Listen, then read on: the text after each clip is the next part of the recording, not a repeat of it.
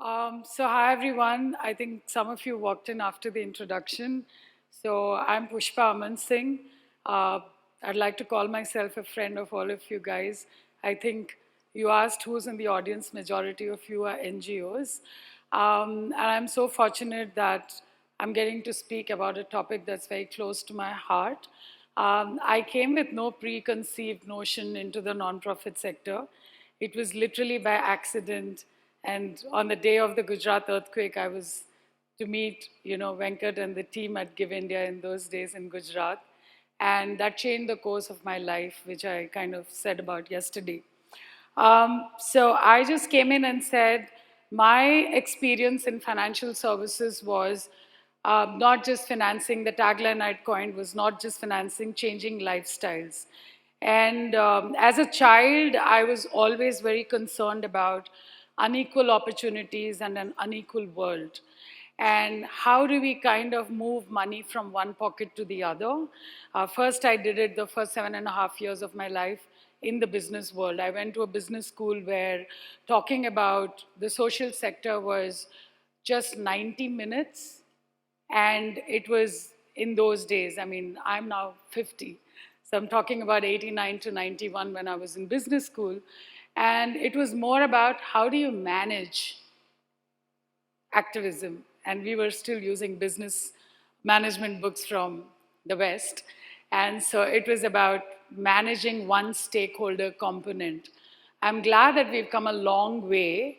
My colleague Dipti and I engage in conversations with many corporations, but though a lot of CSR and celebration of Danutsav, etc., happens, the conversation has still not moved very far. Some of the best brands and largest companies are still doing stuff that I see is very tokenism.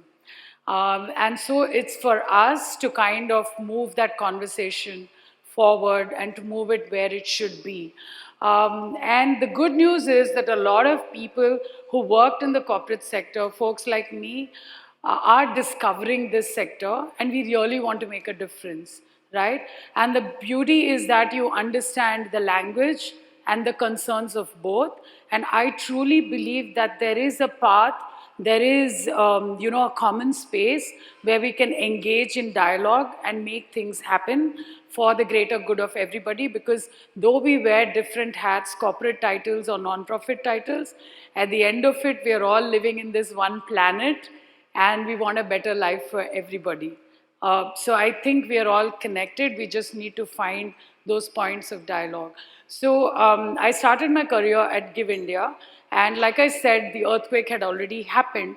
And there was an outpouring from people across the world and from the country wanting to help, right? People were willing to give money, material, their time, and everything. I discovered at that time that as nonprofits, there wasn't information on what is best to do. I still remember a journalist from the Time magazine came to Give India because we were based in Ahmedabad and said that I want to, you to make the best use of my time, so tell me what to do. And we were like, how do we put that to better use than just say, okay, go to this collection center and sort, which I'm not saying is wrong, he gets sensitized, but his skill is to get the word out there and give a true perspective and give people a sense of, build that trust and that connection for people to feel comfortable about being a part of the cause. So coming from there, every conversation that I had when I was in Give India was people not trusting what the NGO asks.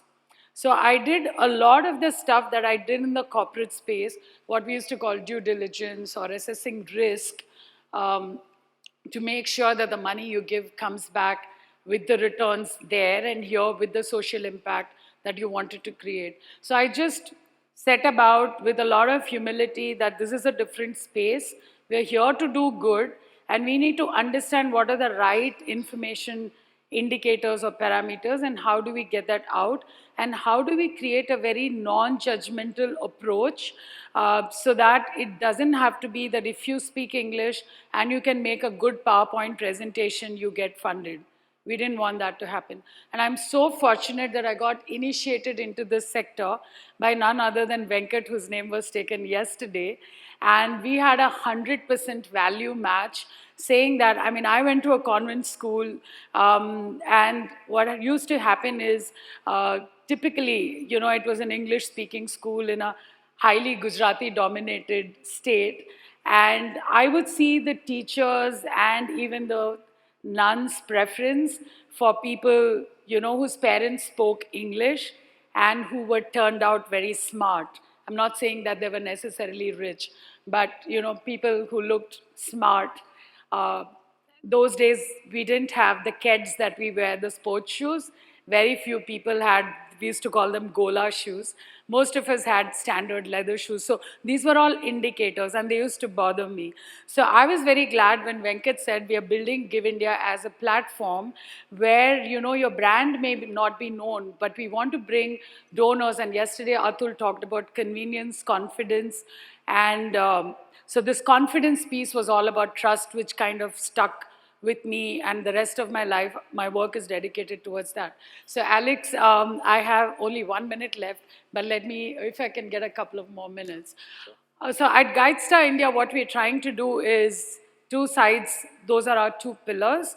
On the one side, we work with nonprofits, and I say that we're into educating. What I mean by that is that why we need to put information out there. My initial years, I was a novice in this space, and in 2001, people used to say, why should we give information out? And I still sometimes have these conversations. Anshu, are you in the room here? So who needs to take the first step to put out information there? So some of us are very articulate about our mission and are able to engage in a very equal conversation with givers, donors, be they individuals, corporations, philanthropists, but not all of us are able to do that. And the moment you go online, you're not face to face and talking to one another. So just as we would go on a e-commerce website for our purchases, we are looking at icons of trust. Whether I can trust this vendor, whether I can trust this brand, whether this has met the quality marks and stuff. So what is the equivalent for nonprofits? And I didn't know most of the reputed brands in the NGO space, except Cry and HelpAge India, who as kids we had engaged with in school. We didn't know the names.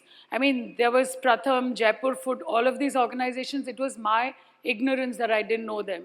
So I was always consumed with this, how, if a layperson came to donate, how would they trust?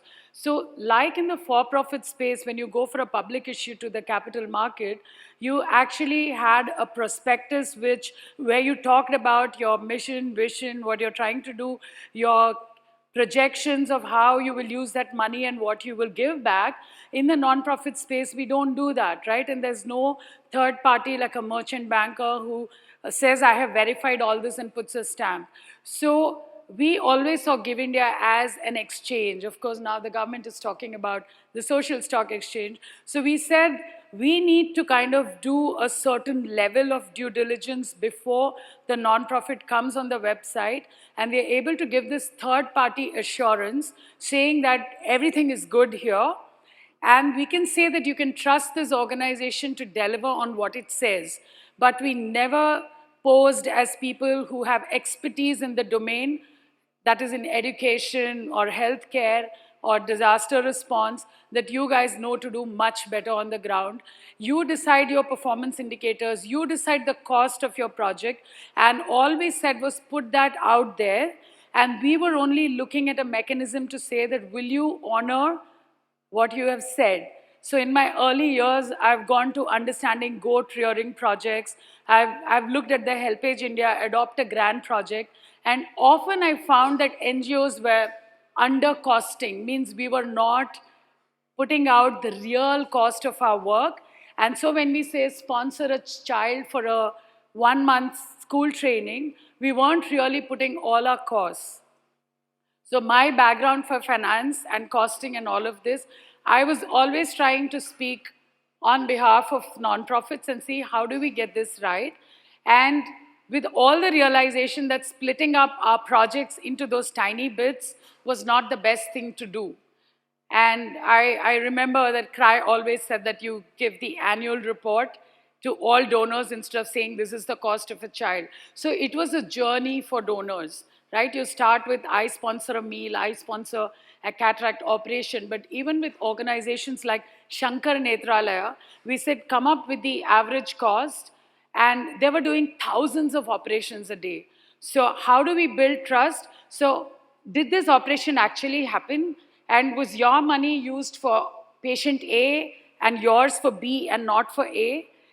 Is there like duplicate allocation of the same cost? All of this we use to kind of figure out solutions, and which is why even today I would insist, I'm obsessed with data and verifiable information.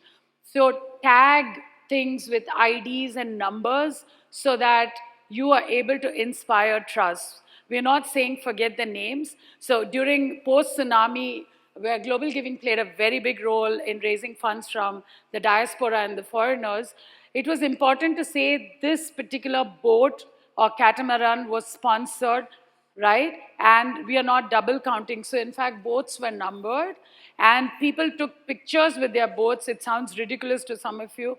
And when we got the list of names, it was Papaya, Tataya, there were 20 of them. So how do you distinguish one from the other?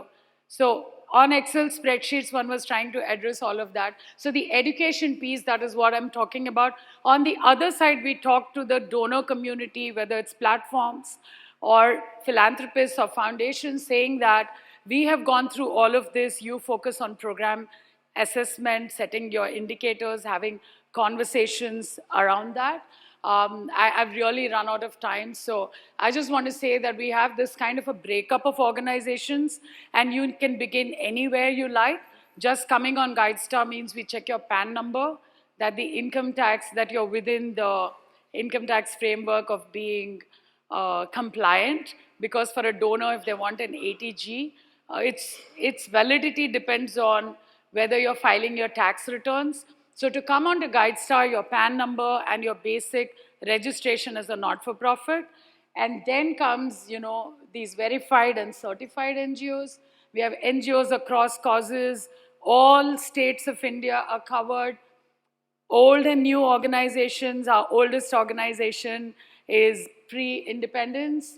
Though we have 9,276 organizations on the website. Many are networks. So our reach is to almost 50,000 organizations. These are various people who use Guidestar data. This is our certification, about which hopefully I'll speak when we get into discussion.